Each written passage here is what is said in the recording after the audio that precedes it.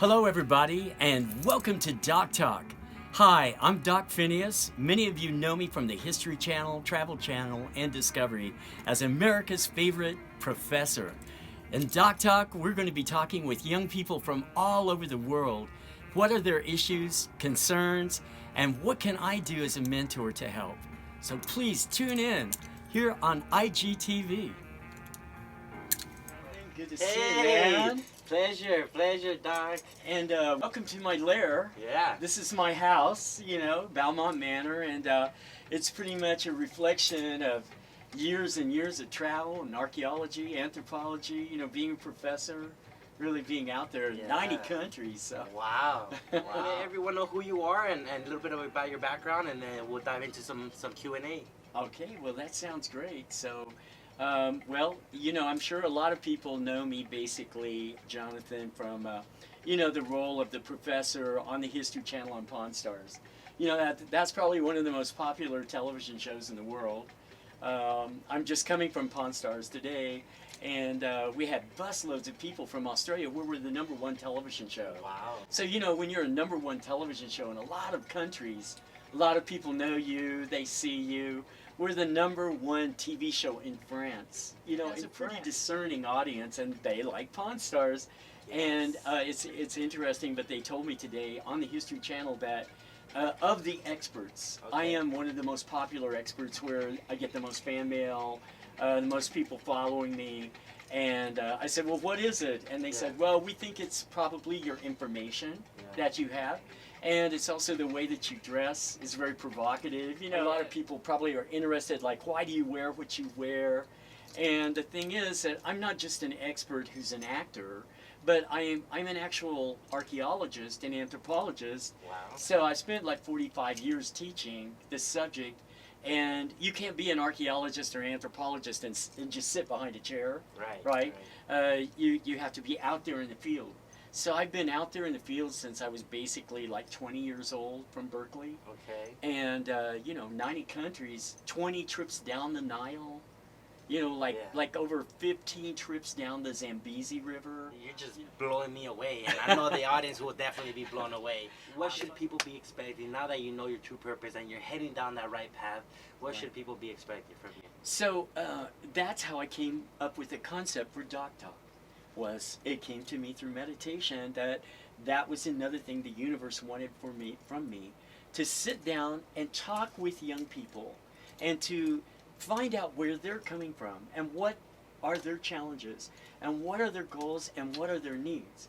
And is there anything from my 70 years of experience that I can plug in to be helpful in a world where it's hard to find a mentor, it's hard to find a teacher, it's hard to find a guru or someone who has some knowledge and some life experience who can really help you. So that's what this is all about. I invite all of you to come and be with me on this show. On this show, everybody is a star. You're a star. Yes, thank you, Doc. And I want to hear from you, not just me, but I want to hear from you. What is important to you? What are your goals? How are you trying to get there? And is there anything I can do to help? Yes. That's honestly where I'm coming from in my life. I've done it, I've been there, I've created this amazing career that's still going strong. But what can I do to help pull you guys up? So that's what this channel is about. Yeah, what pushed you to get started with entertaining? Well, I think a lot of truth to be said that start as young as you can. I have a lot of young people ask me, they're interested in entertainment, they're interested in television, they want to get out there, and the younger you can start, the better. So my mom was kind of a stage mother in a way, but in a very nice, gentle way, but she started me in television when I was 6 years old. Wow. So I basically was out there, meeting people like Walt Disney, came to Hollywood, and I was a cool little kid with big eyes. And that's what they were looking for, kids with big eyes. I had these really, really big, giant eyes. And Walt Disney saw me, and he said, oh, yeah, I think he's really cute, smart, and I could tap dance and sing and play piano. She started me playing piano when I was 3 years old. Wow. So a big key is, if you want to go that direction, have your parents start you when you're really, really young. Yeah. Because then that opens a door for you, and Hollywood knows you as a performer, as an actor, So they can call your parents and, you know, pull you into projects. So I got pulled into a lot of shows. I was on Jungle Gym and Sky King, and a regular on the Pinky Lee show in 1950, like from 1954 to like 1958. I was on like almost every single show of his as his mini-me. Yeah. So I was like, hello, hee hee. And I see myself there all the time as a little kid. I'm like, gosh, you know, life was amazing. Like, I really loved that life. I got to meet a lot of wonderful actors like Betty Davis, Tony Curtis, Milton Berle, Lucille Ball. You know, I knew these people and worked with them, met them on the back lot, sometimes had lunch with Betty Davis. Oh, wow. You know, and they would all say little things to me that I would remember about acting. Yeah. So I was taught by some of the really great people of that time what to do in front of camera, what not to do, how to feel your key light. And I had a really, really great teacher that I studied acting with in New York, and her name was Zita Johann. Yeah. And a lot of people may know her from the movie The Mummy, but she wow. played Princess Ankhsenamen opposite Boris Karloff Okay. in that movie. And she was a great stage actress in New York, and then she taught privately in Nyack, New York. And she and I had a lot in common spiritually, and she would her philosophy was to be very spiritual before you go in front of camera, and sort of just die to yourself and let that character come into you and you play that character. So that's a little bit what you would call method acting on steroids, you know? Wow. And so that's who I learned from, and I approached a lot of roles that way, and I thought my best performances, like in Waiting for Godot and Martial and a lot of very, very famous shows I was in New York, you know, on stage before I became like really back to Hollywood and go very seriously into acting. I think I gained a lot from being a stage actor. Wow. You know, so any kind of experience you can get like that is very, very helpful to your career. Yeah, you know, how to get it going and what to expect. And the best thing is don't be shy. Don't be shy. Don't be shy, definitely. You know, put yourself out there if you really want this pathway and Yes. you really, really want to be an actor. Just approach people. Yeah. I just came from Comic-Con, you know, in San Diego. Okay. So everything's happening at Comic-Con. Like, so many actors are there. I was there with Orlando Wow. Bloom. I'm getting ready to appear like on Carnival Row, you know, with these people. And so all the new shows are launching. And the opportunity at Comic-Con is all of the fans can go there, like 400,000 fans. And you can approach your favorite actor, ask them a question. Don't be shy, because we like to answer those questions. We like to help people learn more about the industry. So just walk up to somebody, ask them, how did you get started? What do you think is a good approach to acting?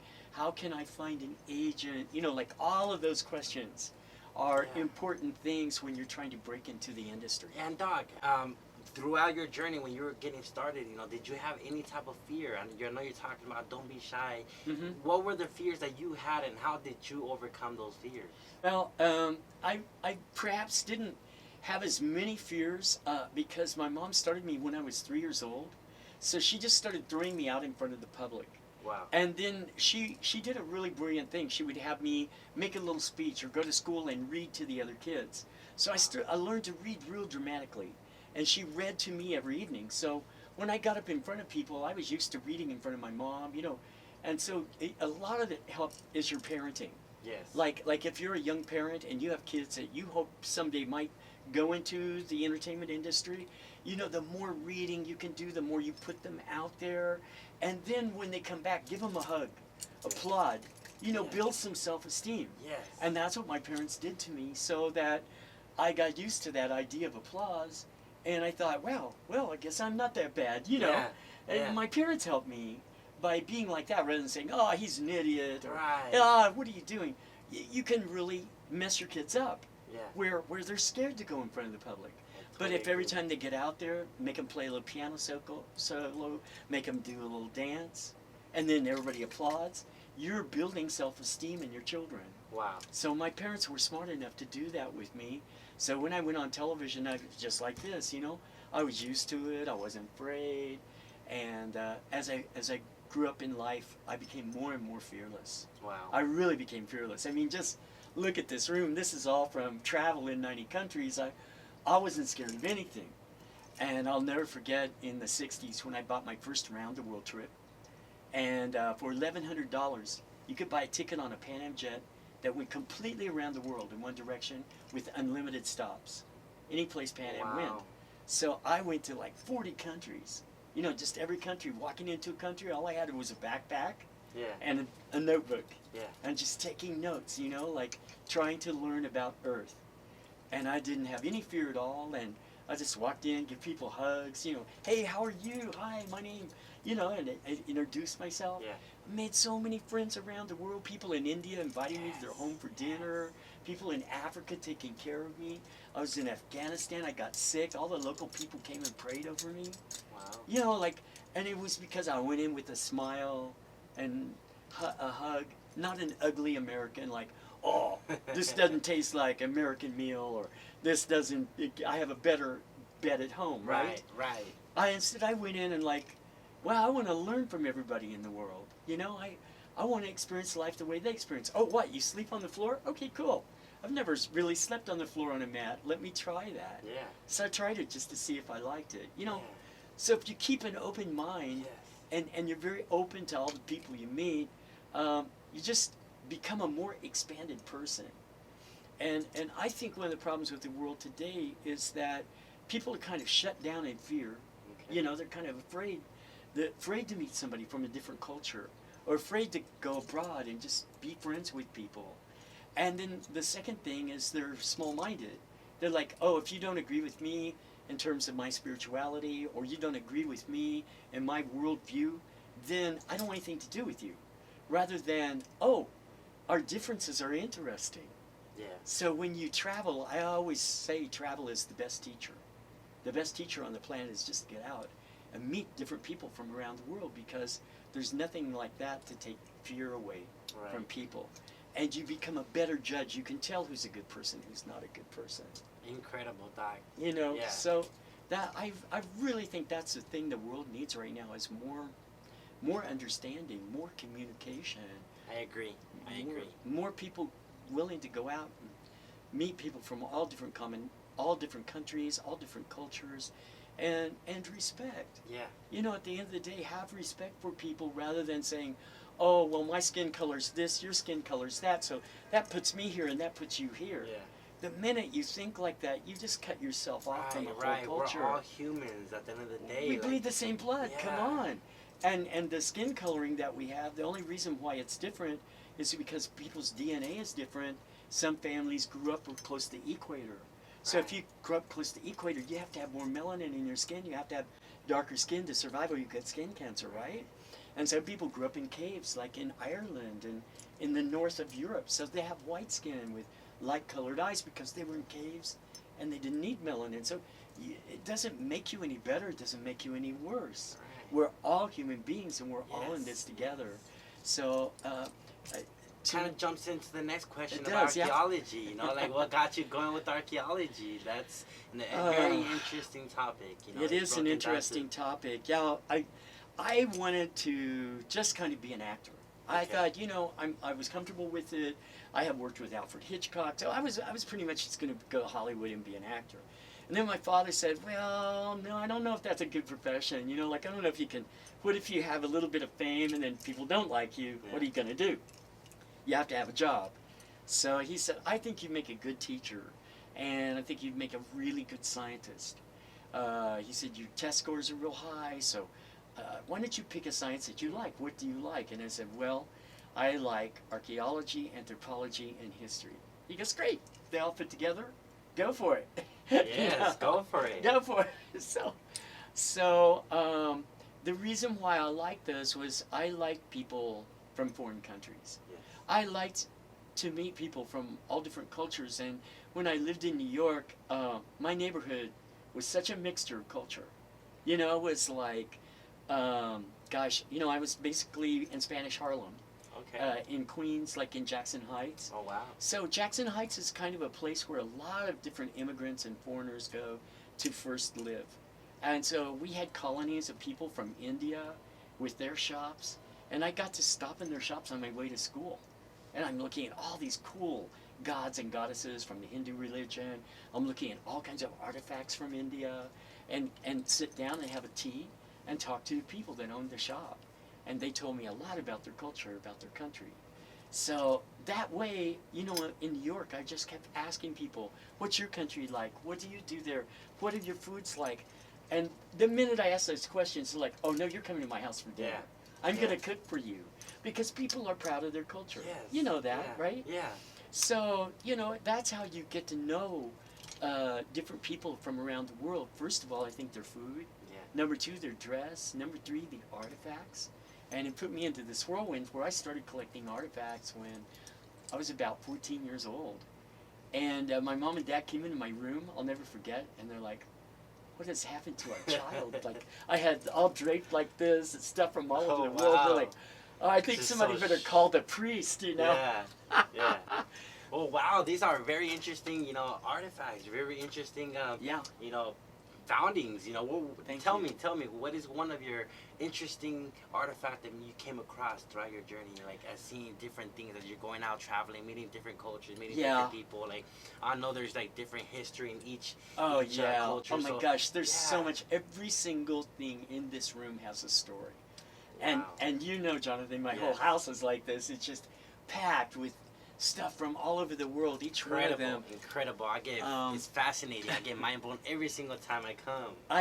I was on the streets, you know, I was going down the Zambezi River, and, you know, I came to a group of people, like in the Cameroons, and they had these amazing art, and for some reason, even though this is carved out of black ebony wood in Africa, it's called plastic art. Oh, It's the wow. bright nomenclature for it. Okay. And so this is a pretty typical woman from that area. Sometimes they wrap their necks to make their necks long with wire. Oh, So you can yes, see her I neck see. is wrapped, their face is long, and there's this feeling that at the top of your head is your animal spirit. Okay. So you can see this person has a cool like little gazelle up there Yeah. on her head, so that's probably her animal spirit. And it's functional, it's a harp. So you can play this, these are strings Oh, of this wow. harp. And so, you know, you start looking at how people make these things. I met a woman that I gave me this, and she looked almost exactly like the sculpture. I almost thought it was, Wow. you know, like an Interesting, impression of her. interesting. And we spent the day talking closer, Lee. about African culture and how, you know, these beautiful objects are carved, and the minute they're carved, the spirit goes into them. Oh wow. So she said, I want you to have this. I want to take this back to America. And that harp is a symbol of music. So she felt like she was the symbol of music. She created a Wow. musical instrument out of Powerful, her own very powerful. impression, you know, like Yes. that. So each one of these, you know, came from certain people.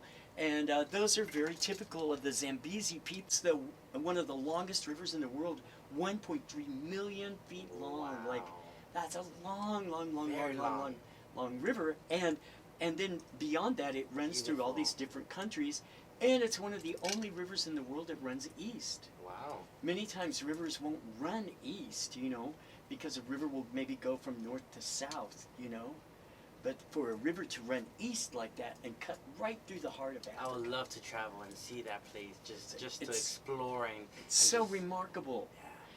And you know, when you're on that river and you're looking out there, and I'm looking down in the water, I'm like seeing bubbles, and next thing I know, here comes a hippopotamus out of the water. Yeah. And I realize that creature, if I don't treat him respectfully, he has the power to knock my boat right over. Yeah.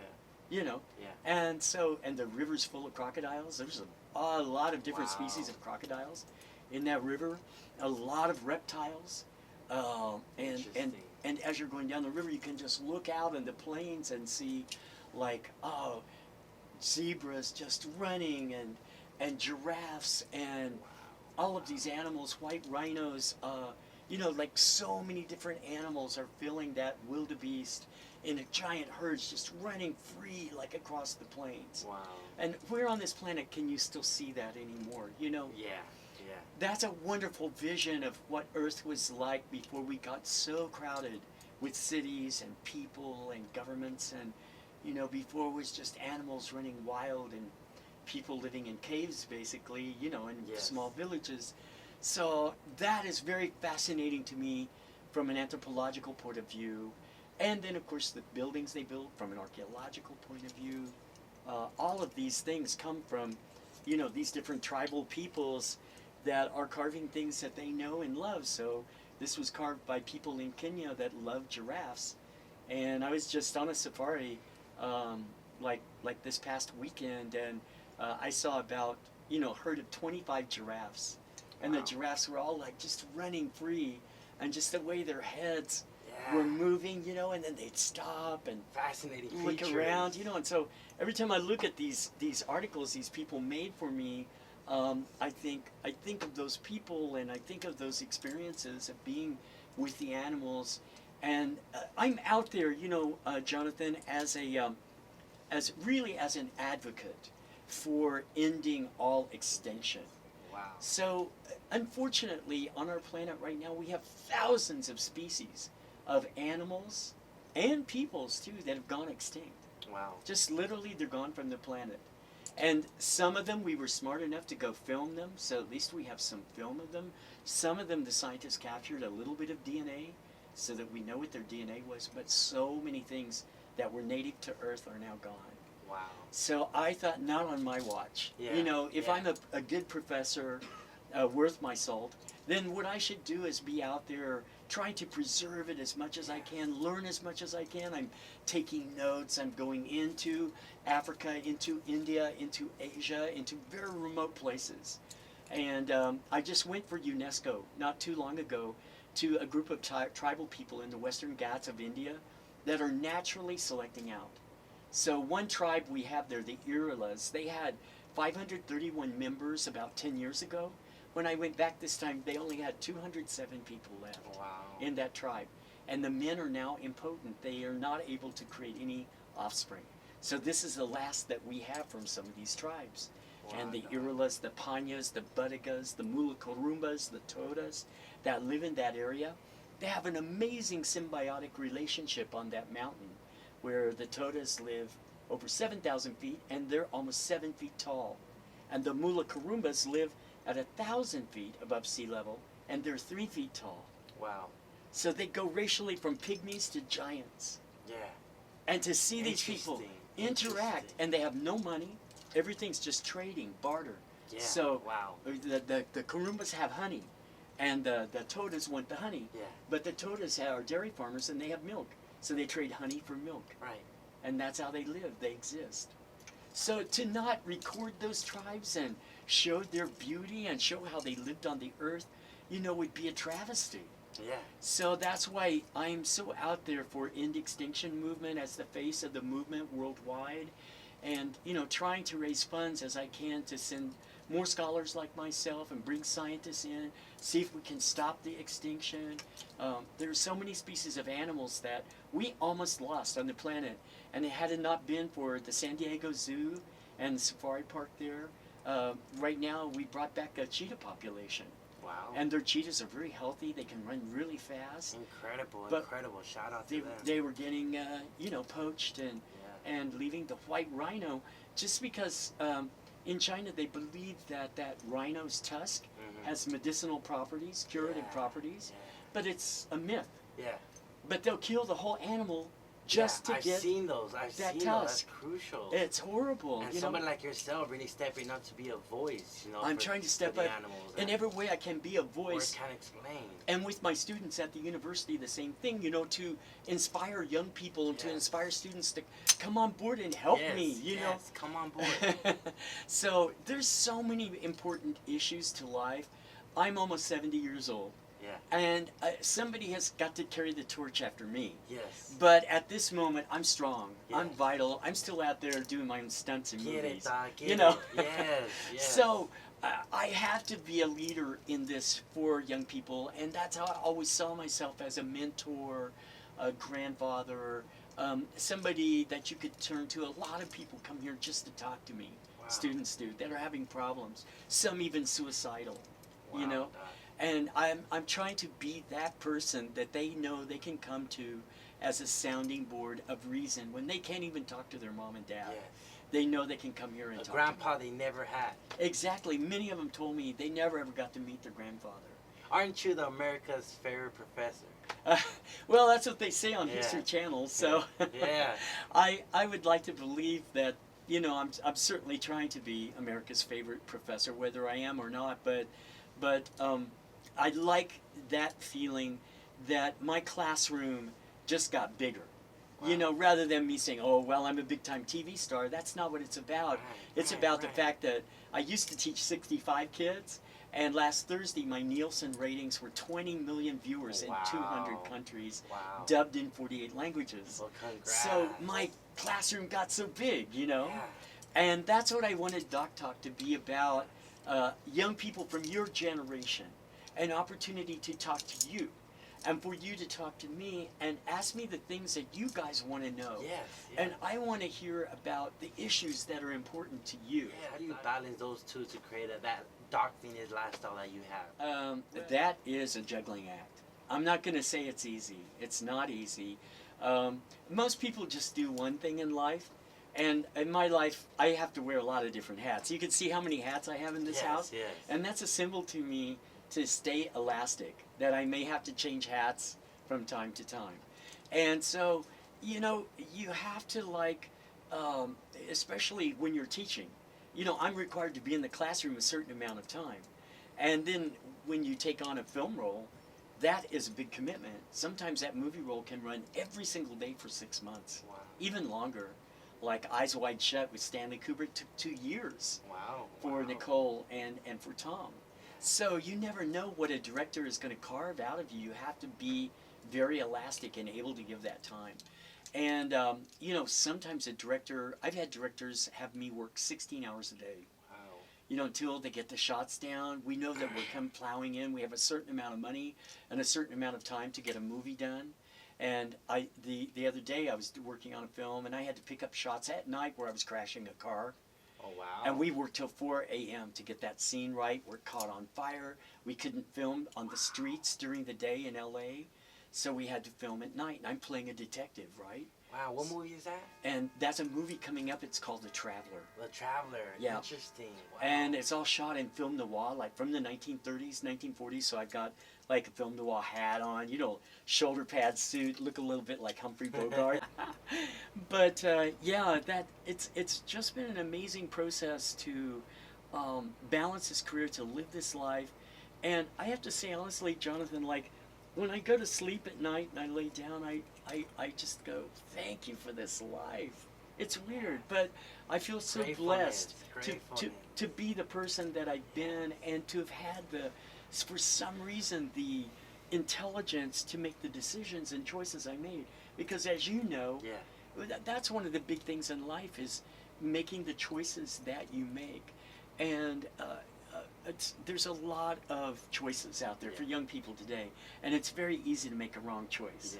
You know, one of my students came to me and he said, well, you know, I could have been like you and gone home and done my studies, but instead I chose to be a tagger in a gang, right? Yeah.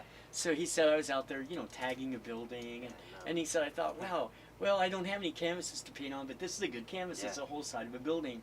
And he really got into it, and I saw his work. It was very artistic and very beautiful, but he got busted right in the middle of doing it. Oh, no. And that city has very strong laws about painting a building that you haven't had permission to paint. Yeah. And so he ended up, you know, going to the slammer for it, and that happens to a lot of people. So, you know, he said... Or just the way people express themselves. Exactly. And I said, well, you know, I would never judge you for going to jail because some of the greatest people in the world, Nelson Mandela, you know, like Mahatma Gandhi, all went to jail for one reason or another, whether it was fair or not fair. Martin Luther King. So all of those people always said that they did their greatest thinking incarcerated. Wow. And I think that a lot of times our lives are so busy and so crazy and so much on the internet and so much in social media, and then you jump in the car and you run and pick up kids, or you know, you have to run to your work, that nobody has a moment to really sit and think about their lives until maybe they're incarcerated. Yeah. You know, so something happens to them that's like, we don't really have like meditation as part of our worldview in America. So we don't always take the time to just sit, do nothing, and contemplate and think, and open your mind to the creativity. Open your mind to what it is that the universe wants you to do or wants you to manifest. When you do that, when you're just quiet and you take a second and you open your mind, you'll get direction. Yeah. It's amazing, but there's something out there speaking. Yeah.